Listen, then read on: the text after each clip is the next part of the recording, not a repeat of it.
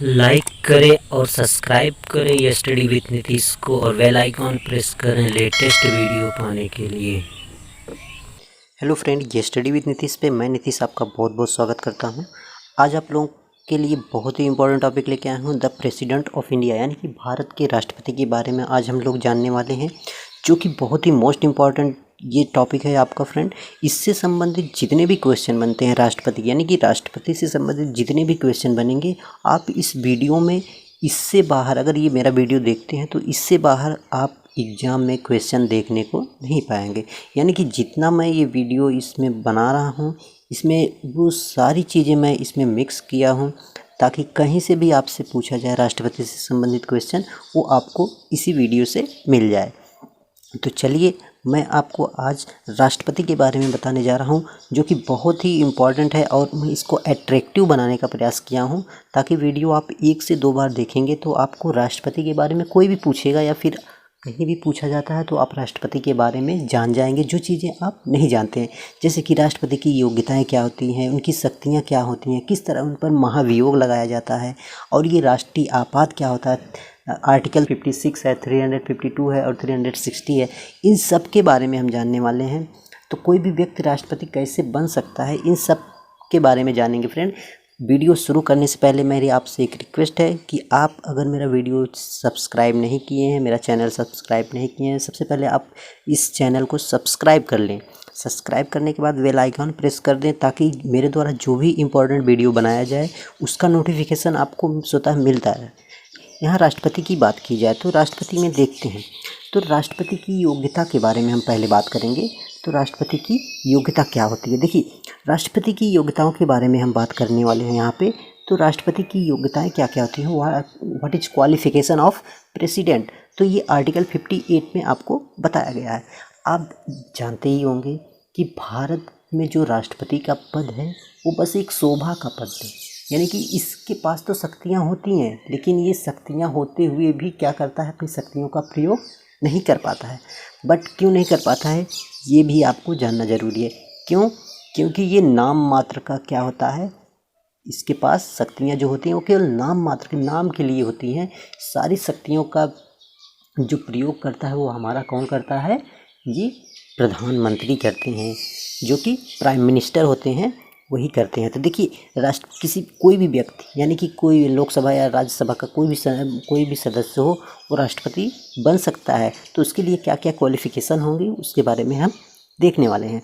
तो देखिए, वह भारत का नागरिक हो, ये तो जनरली सब में देखने को मिलता है कि भारत का नागरिक होता है वो। साथ ही साथ क्या बात करता है इस पर, तो भारत का नागरिक हो गया कि वह 35 वर्ष की आयु पूरी कर चुका है, यानी कि न्यूनतम वर्ष उसकी जो होगी, अगर राष्ट्रपति कोई भी व्यक्ति बनता है तो वो 35 ईयर्स जो होता है उसको कंप्लीट करना होता है उसको। फिर क्या करता है, वह लोकसभा सदस्य निर्वाचित होने की योग्यता रखता हो। तो साथ ही साथ वह लाभ के पद पर ना हो, यानी कि वो किसी लाभ के पद पर ना हो। अगर लाभ के पद पर होंगे तो राष्ट्रपति पद के नामांकन से पहले उनको अपने पद से त्यागपत्र देना होता है। तो और क्या होगा, तो देखिए राष्ट्रपति पद के नामांकन के लिए न्यूनतम 50 सदस्य निर्वाचकों द्वारा और उसके नाम का प्रस्ताव न्यूनतम 50 निर्वाचकों द्वारा इस प्रस्ताव का अनुमोदन किया जाना। देखिए, ये चाहे लोकसभा हो, राज्यसभा हो या फिर विधानसभा हो, तो इन सब में आपको याद रखना है कि कोई भी व्यक्ति जो है राष्ट्रपति तभी बन सकता है, कैसे बन सकता है, कि वह जो भी राष्ट्रपति पद की उम्मीदवार होगा उसके जो है लोकसभा या राज्यसभा या विधानसभा के जो है 50 सदस्य उसके क्या होने चाहिए, प्रस्तावक होने चाहिए, यानी कि प्रस्ताव देने चाहिए कि मतलब मैं प्रस्ताव कर रहा हूँ कि ये राष्ट्रपति उम्मीदवार के लिए एलिजिबल हैं।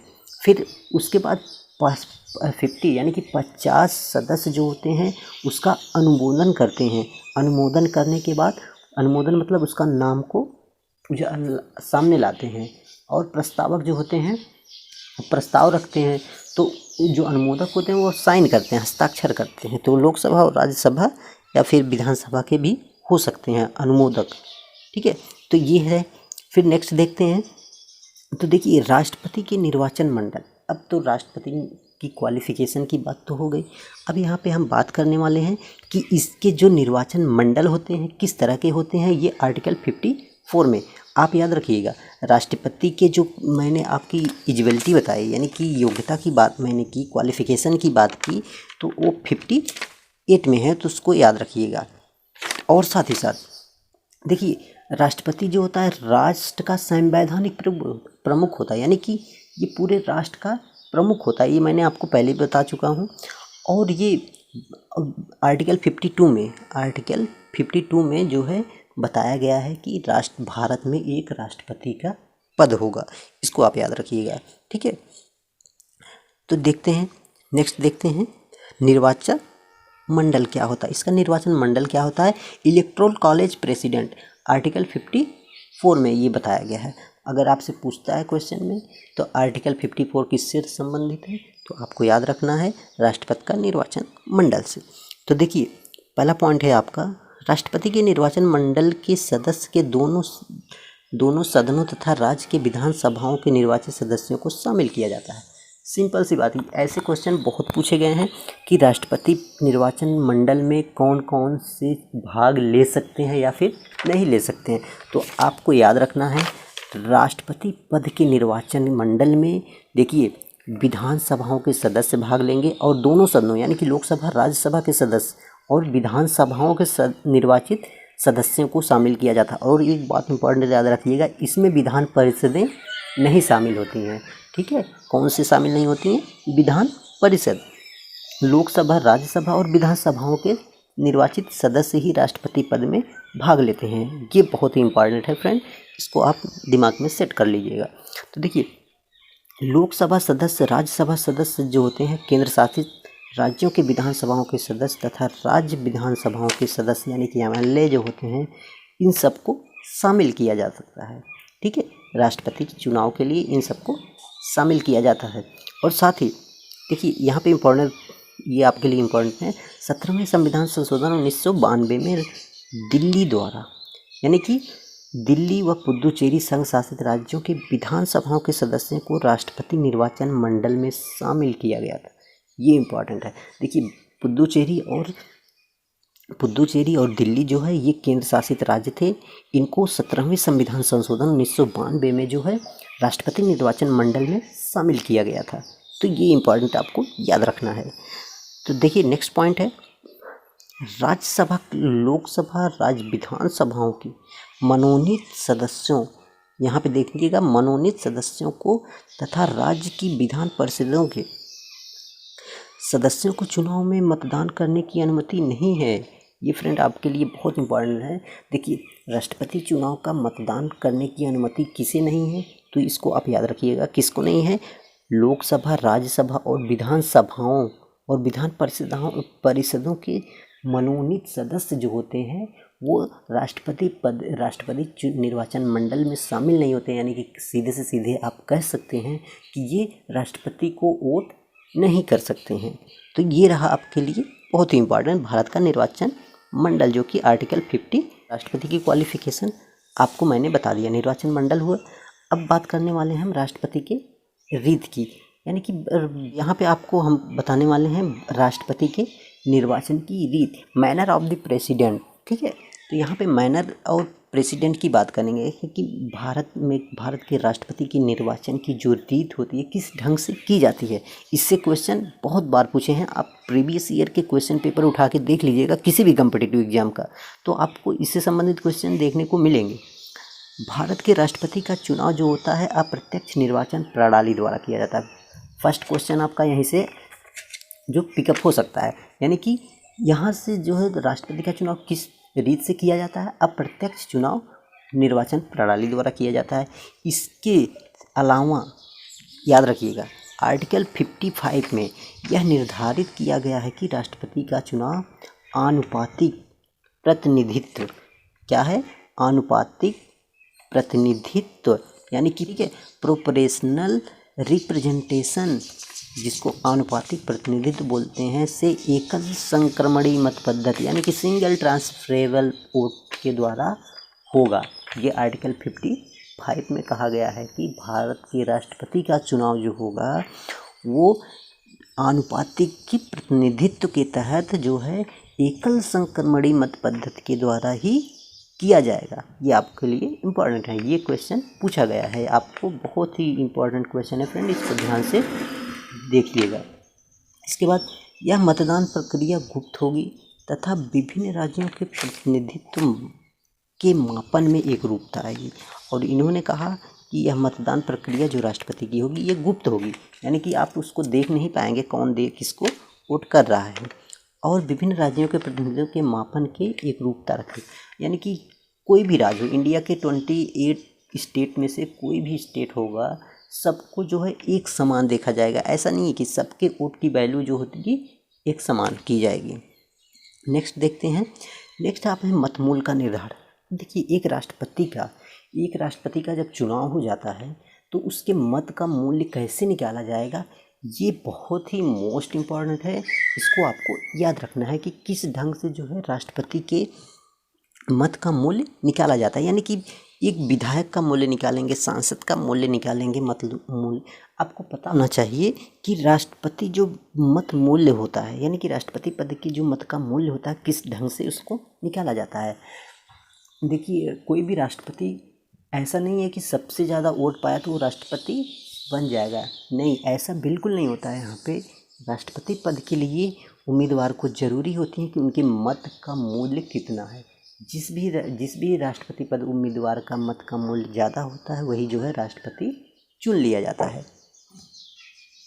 तो देखिए अब यहाँ मत मूल्य का हम विश्लेषण करेंगे, जैसे कि एक विधायक के मत का मूल्य हम किस ढंग से निकालते हैं, MLA जिसको बोलते हैं, ठीक है, MLA विधायक को बोलते हैं, जैसे मेंबर ऑफ लेजिस्लेटिव असेंबली। तो देखिए यहाँ पे हम बात करेंगे राज्य की कुल जनसंख्या, इसके बाद बटे कर देंगे मतलब किसी भी स्टेट का, अदर मतलब 28-9 जो भी स्टेट हैं उनमें से किसी भी एक स्टेट का आप राज्य की कुल जनसंख्या ले लीजिए। इसके बाद निर्वाचक विधायकों की संख्या ले लीजिए, जितने भी मतलब निर्वाचित होने वाले हैं विधायक उनकी संख्या ले लीजिए।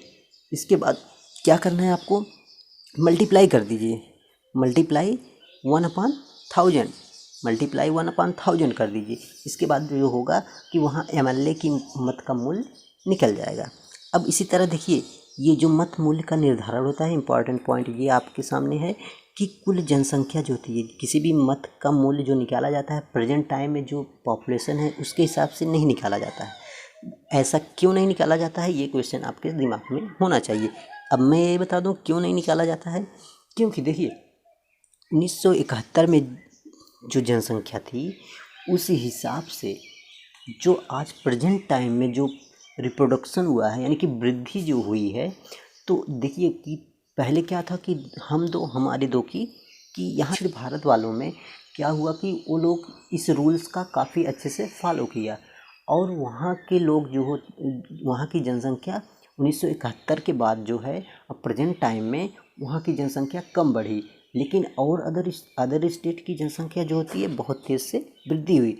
ऑटोमेटिक अगर जनसंख्या के वृद्धि के हिसाब से किसी भी वोट का मत निकालेंगे तो फिर इधर यानी कि पूर्व उत्तर के राज्यों में ज़्यादा जनसंख्या है, तो इस हिसाब से तो यहाँ उत्तर के राज्य से जो विधायक जाएंगे उनके मत का मूल्य ज़्यादा हो जाएगा। तो इसीलिए आधार बनाया गया कि 1971 के पहले जो जनसंख्या थी उसी के आधार पर 1971 की जनसंख्या के जो काउंटिंग हुई थी उसी के आधार पर मत का मूल्य निकाला जाएगा, ना कि प्रेजेंट टाइम का। तो ये आपको याद रखना है। एक संसद सदस्य के मत का मूल्य, अब एक MP का मेंबर ऑफ पार्लियामेंट का सदस्य जो होता है उसके मत का मूल्य किस तरह से निकालना है, इसको भी याद रखिएगा। सभी राज्यों के जो निर्वाचित विधायकों के मतों का मूल्य कर लीजिए, जितने भी सभी राज्यों के विधायकों के मतों का मूल्य, फिर आपको उसको बटे कर देना है संसद के निर्वाचित सदस्यों की कुल संख्या, आ जाएगा कि एक MP के मत के मूल्य का बराबर क्या होता है, उसकी क्या कितनी वैल्यू होगी।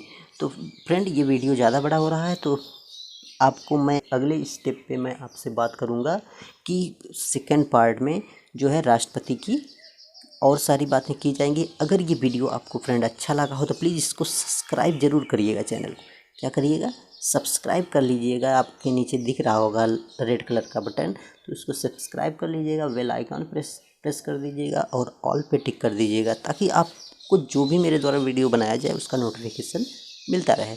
तो चलिए नेक्स्ट वीडियो में मिलते हैं। Thanks to